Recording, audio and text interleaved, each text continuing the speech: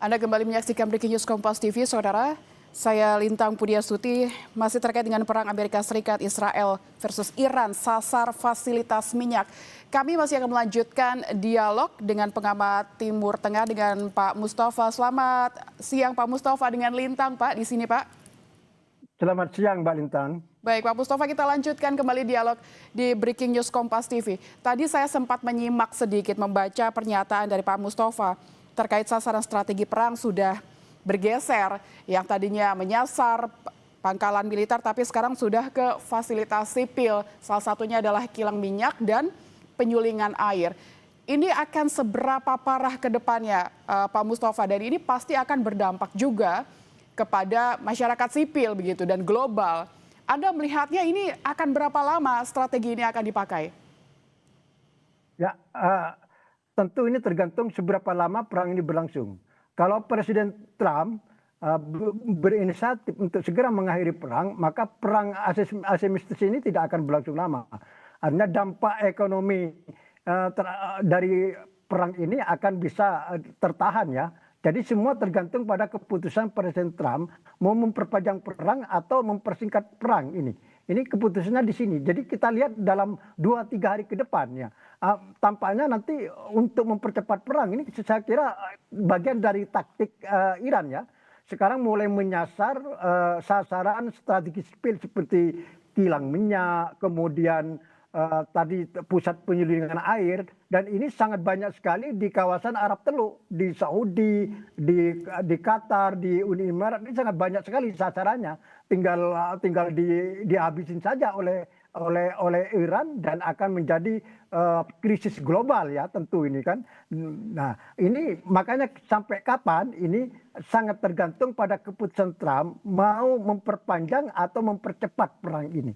Dan kalau perang ini berlanjut-lanjut seperti tadi ditayangkan berita oleh Kompas TV, di Prancis sudah mulai ada krisis BBM ya, sudah mulai rakyat sudah berteriak, dan saya kira nanti akan negara-negara Eropa yang lain seperti itu ya.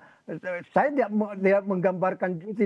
membayangkan juga tentang gas alam. Kan Eropa dulu itu kan mengembargo, artinya menyetop impor dari Rusia karena mengimpor gas alam dari Rusia sebagai protes atas serangan Rusia ke Ukraina. Nah, sebagai pengganti dari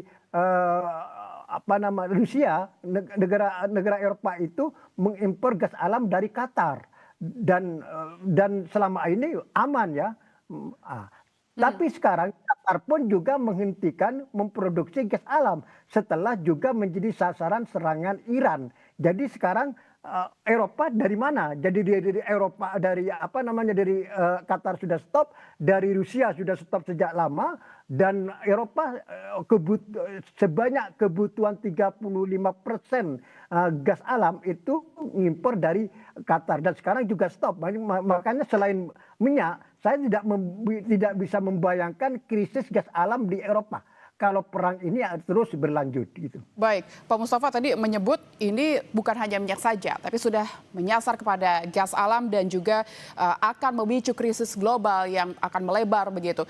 Tapi kalau Pak Mustafa membaca apa yang bisa mempengaruhi Amerika Serikat, dalam hal ini adalah Donald Trump, untuk menghentikan atau menjeda perang, apalagi ini kalau misalnya dibiarkan, invasinya akan semakin besar begitu.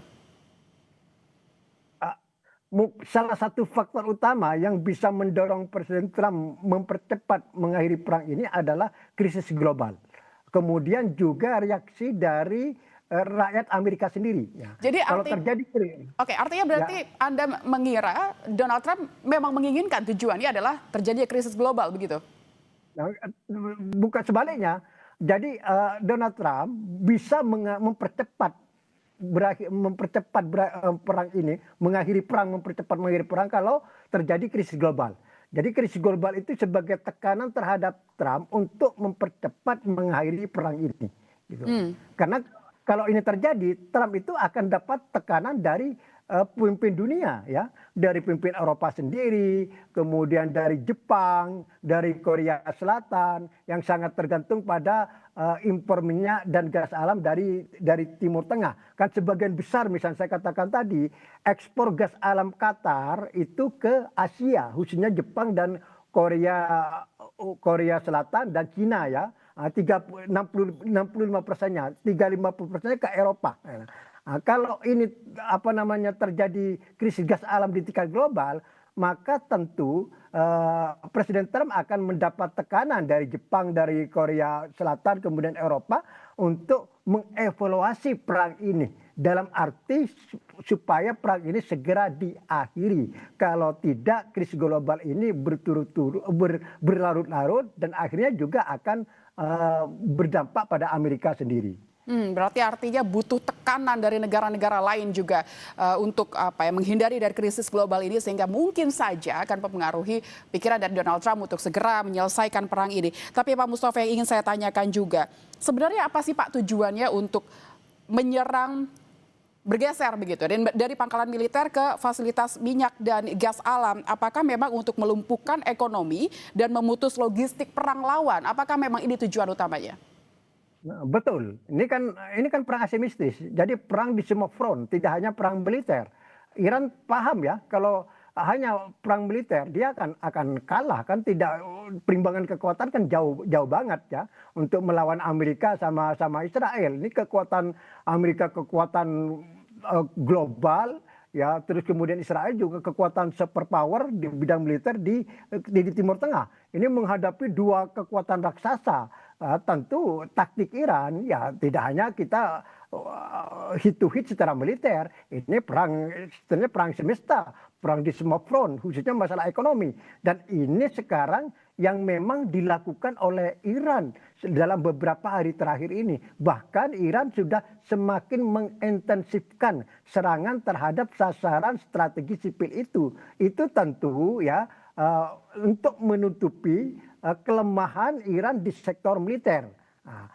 Ditutupi dengan perang di sektor non militer seperti ekonomi, kemudian cyber, kemudian intelijen dan seterusnya ya.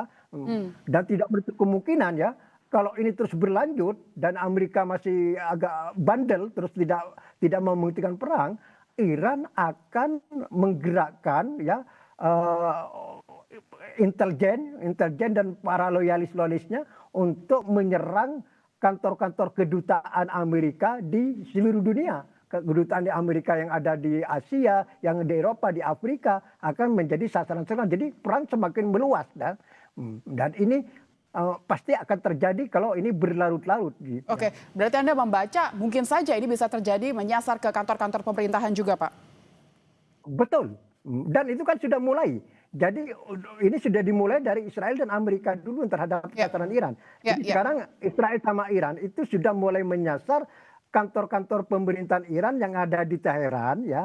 Ini dalam rangka untuk melumpuhkan struktur kekuasaan politik Iran ya. Kalau struktur kekuasaan militernya sudah dianggap klaim Trump sudah 80% sudah bisa menghancurkan. Sekarang tinggal struktur kekuasaannya gimana. Ini sekarang sudah mulai disasar oleh Israel dan Amerika. Apakah kalau boleh saya rangkum, ini artinya adalah sebuah peningkatan fase perang, Pak? Karena sini sudah menyasar perang-perang infrastruktur juga.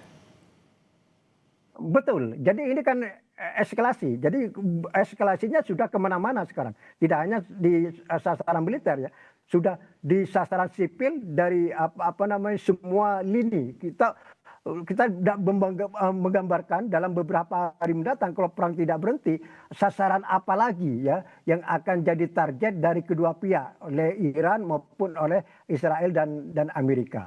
Oke, Pak Mustofa, yang hingga kini kita nantikan adalah kemunculan dari Mojtaba, pimpinan terbaru Iran. Hingga kini belum muncul. Apakah menurut Anda gaya kepemimpinannya akan seperti sang ayah sebelumnya dengan melihat kondisi seperti ini, bukan lagi terfokus kepada militer saja, tapi sudah ke infrastruktur dan sipil begitu. Apa yang akan dilakukan oleh gaya kepemimpinan dari seorang Mojtaba? Ya, dalam situasi perang seperti ini, siapapun pemimpin Iran akan melanjutkan perang, akan melanjutkan perlawanan terhadap Amerika dan Israel ya. Seperti ditayangkan tadi ya oleh Kompas TV ya, begitu rakyat Iran itu sangat semangat berkerumun di lapangan terbuka menuntut pembalasan atas tewasnya pemimpin spiritual Ali Khamenei. Jadi untuk kepentingan domestik ya, tentu siapapun pemimpin Iran termasuk pemimpin spiritual Iran yang baru Ayatullah Mujtaba Khamenei akan terus melakukan perlawanan karena itu adalah sumber legitimasinya. Tapi untuk kita melihat yang sebenarnya siapa Ayatullah Mujtaba Khamenei, apakah dia punya mindset pemikiran yang sama dengan bapaknya atau dia berbeda, itu nanti kita lihat kalau sudah perang ini berhenti. Jadi bagaimana Ayatullah Mujtaba Khamenei ini mengendalikan negara, terutama nanti ketika Iran dan Amerika berunding lagi misalnya, bagaimana apakah Iran lebih lunak sikapnya dibanding sebelumnya, itu sangat dipengaruhi oleh sikap atau pendirian dari pemimpin spiritual yang Iran yang baru, yaitu Ayatullah Mujtaba Khamenei. Oke, Pak Mustafa, kalau kita melihat ke belakang kemarin yang disasar oleh Amerika dan Israel adalah Ayatollah dan akhirnya tewas begitu. Dan sekarang digantikan oleh anaknya yaitu Mujtaba. Apa yang menjadi harus diperhatikan atau apa yang menjadi fokus dari Mujtaba yang harus dipersiapkan? Mungkin saja dia adalah salah satu sasaran berikutnya begitu, karena dialah yang telah menggantikan Ayatollah. Pandangan Anda seperti apa, Pak? Ya, kalau lihat dari statement Donald Trump terhadap terpilihnya Ayatollah Mujtaba Khamenei itu kan sangat negatif. Donald Trump sesuai dengan yang di apa namanya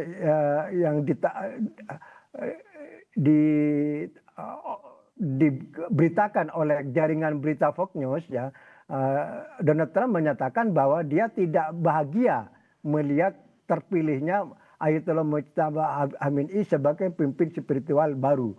Dan Donald Trump juga kepada pemimpinnya seperti dilansir oleh Wall Street Journal mengatakan bahwa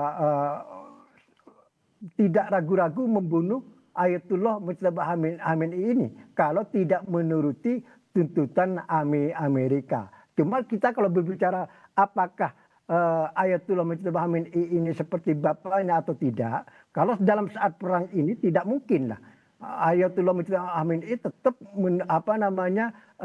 meneruskan perlawanan. Tidak peduli apakah dia jadi sasaran atau tidak. Karena itu adalah sumber legitimasinya. Karena saat ini rakyat Iran itu sedang bersatu-satunya. Sedang bersatu ya. Bersatu kuat dari semua spektrum, kemudian elit politiknya juga demikian, semua bersatu padu untuk menghadapi serangan Amerika dan Israel. Karena dianggap serangan Amerika dan Israel itu adalah sebagai perang ekstensi, perang final ini. Kalau Iran kalah total maka habis rezim ini, habis Iran ini. Sebaliknya kalau bisa bertahan dengan posisi seperti sekarang, itu adalah sudah sebuah kemenangan. Makanya kalau Trump tidak menghentikan perang, Iran akan melakukan perlawanan sampai titik darah penghabiskan. Karena ini dianggap perang ekstensi, perang hidup dan mati bagi rakyat dan elit politik Iran. Oke, Iran akan berperang hingga titik darah penghabisan. Apakah dengan kemunculan Mujtaba ini bisa diartikan menjadi ancaman baru buat Amerika Serikat atau sama saja seperti sebelumnya? Apakah Mujtaba ini akan mengadopsi apa yang telah dilakukan ayahnya sebelumnya? Nah, seperti yang saya katakan tadi, dalam situasi perang seperti ini, Ayatullah Mujtaba Khamenei pasti memilih opsi melanjutkan peperangan selama Amerika dan Israel tidak menghentikan agresinya, serangannya terhadap Iran. Apakah mungkin kekuatannya lebih kuat mungkin, Pak Mustafa? Ya bisa jadi. Jadi akan ada eskalasi yang lebih kuat lagi ya. Kalau Amerika tidak menghentikan serangan tersebut. Ya, seperti tadi kita sebutkan bahwa Iran akan semakin menyasar instalasi sipil strategis di negara-negara tetangganya. Kalau perang ini tidak segera dihentikan, ini kan bahaya. Ini akan menimbulkan bencana ekonomi global, dan ini sudah dirasakan sekarang kan di tadi yang sudah ditayangkan Kompas TV di Prancis, dan saya kira di negara Eropa yang lain akan melakukan hal yang sama. Ini kalau tidak segera perang ini dihentikan. Oke, akan terjadi krisis global dan contohnya sudah terbaca kemarin ya. Hari ini juga minyak dunia sudah naik. Pak Mustafa, kita harus jeda sejenak, nanti akan kembali lagi di Breaking News Kompas TV.